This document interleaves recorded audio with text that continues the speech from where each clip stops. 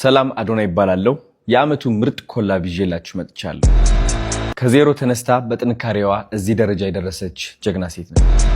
ቲክቶክን በመጠቀም ህይወቷን ቀይረዋለች።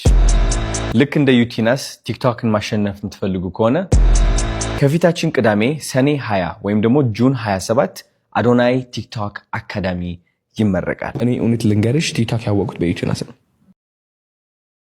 ሰላም እንደምን ሰነበታችሁ የማርክቲቭ ቻናል ተከታታዮቻችን። በዛሬ ቪዲዮ የምናየው ደግሞ ያው እንደምታውቁት አዶናይ እና ዩቲናስ ምርጥ ኮላብ ፈጥሯል።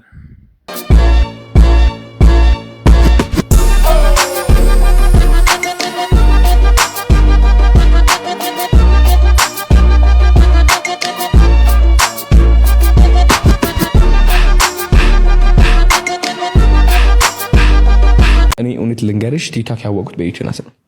ገባሽ? ቲክቶክ ከማወቄ በፊት ዩቲናስን አውቄያታለሁ። እኔም በጣም ነው ኢንጆይ ማረጋት። እውነት የማይካድ ነገር ነው እኮ ይሄ። እኔ እንደዚህ ማለቴ ደግሞ ውድቀቴን አመጣዋለሁ ማለት አይደለም። እንግዲህ አዶናይ እና ዩቲናስ አሪፍ የሆነ ኮላብ ፈጥሯል። የማትገመት ሰውን ይልሃል። እንደዚህ ነው ስላንተ ሌላ ሰው ሲያስብ አንተ እንደዚህ አድርገህ ሰውን ሰርፕራይዝ ማድረግ አለብህ። ሰሞኑን እንደምታውቁት የዳሽን ባንክ ውድድር አለ። ዩቲናስ ደግሞ የሰራችው ገራሚ የሆነ ቪዲዮ ነበር። በጣም የሚገርም ትወና ብቃት ነው ያሳየችው። በዛም ለዳሽን ባንክ እየተወዳደረች ነው። በዛም ቮት አድርጓት። አዶናይ ግን በስማ ምን አይነት ሰው ነህ? የማትገመቱ የሚባለው እንደዚህ ነው። ውድድር፣ ፉክክር፣ ጥላቻ ሰው ሲጠብቅ እንደዚህ በማትጠበቅበት መንገድ ሰውን ሰርፕራይዝ አርግ። አዶናይ ይመች። እንዲህ አይነት ልብ በስራ ብቻ ሳይሆን ከላይ ሲሰጥ ነው። እንግዲህ ዩቲናስ ዳሽን ባንክ ቻሌንጅ ላይ እየተወዳደረች እንደሆነ ይታወቃልና በዚህ ቪዲዮ ምክንያት የሚመጣውን ለውጥ እንግዲህ ዶፒንግ ተጠቅሞ ከመሮጥ ማይተናነስ ነው። ከ24 ሰዓት በኋላ የዩቲናስን ደረጃ በዳሽን ባንክ ቻሌንጅ ላይ ያለውን አይቶ መረዳት በቂ ነው። ያው አዶናይ በጣም እያስገረመን ነው በዚህ ሳምንት እና አዶናይ በጣም ጎበዝ ልጅ ነው። ከኢጎ ነፃ ነው። በጣም ፖዚቲቭ እና ኢነርጂ ያለው ልጅ ነው።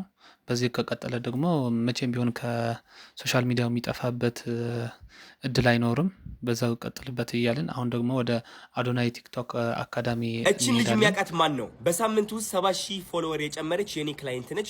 ልክ እንደሷ ደግሞ ማአት ክላይንቶች አሉኝ። በሳምንት ውስጥ 50,000፣ 60,000፣ 70,000 ፎሎወር የጨመሩ ከ300 ቪው ወጥተው ወደ 1 ሚሊዮን ቪው የተሻገሩ ክላይንቶች አሉኝ። በ5 ቀን በ2 ቀን ውስጥ ብቻ የኔ ስልጠና ወስደው ማለት ነው። ስለዚህ ቲክቶክ ቫይራል መሆን ከከበዳችሁ፣ ጭንቅ ካላችሁ እኔ ላስተምራችሁ ዝግጁ ነኝ። ቲክቶክ መጀመር ህይወታችሁ ሙሉ ይለውጠዋል ብዬ ስለፈልፍ ሁሌም ማለት ነው የሆነ ሰው አለ ግን ቤተሰቦቼ እኮ ደስ አይላቸውም እኮ እንደዚህ ብዬ ቪዲዮ ብሰራ ሰው ምን ይለኛል ብለው ይፈራሉ። ስሙ ይልንገራችሁ፣ ሰው እየፈራችሁ የምትኖሩ ከሆነ እግዚአብሔር ነው የምላችሁ አፈር ትልሳላችሁ። አፈር የጀመራችሁት ቢዝነስ አይሳካ፣ የጀመራችሁት ቲክቶክ አይወጣላችሁ፣ በምንም ተአምር አትቀየሩ። ተዘጋግታችሁ ተቆላልፋችሁ እዛው ከነ ቤተሰባችሁ ከነ ጓደኞቻችሁ ተቆራምጣችሁ ትኖራላችሁ። አፈር እየራሳችሁ ሁላችሁ። የእናንተ ጓደኛም ማለት ነው እናንተ ምን ትሉኛላችሁ ብለው ይፈራችኋል። እናንተ ደግሞ እንደዛው ማለት ነው። አረ በእናታችሁ ውጡ ከዚህ አስተሳሰብ ውጡ። አያስፈልግም። ሲሳካላችሁ ማለት ነው እነሱ ተራቢዎች የእናንተ አድናቂ ይሆናሉ፣ የእናንተ አንጨብጫቢ ይሆናሉ።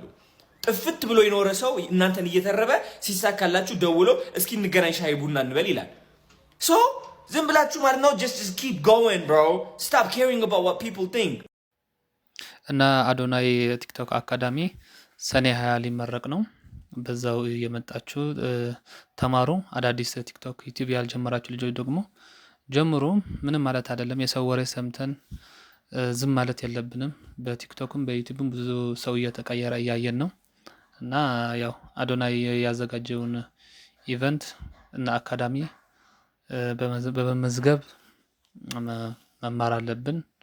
ኮንፊደንሳችን ማውጣት አለብን። የሰውን ወሬ ሰው ምን ይለን ይሆን ብለን የምናስበው ነገር መተው አለብን።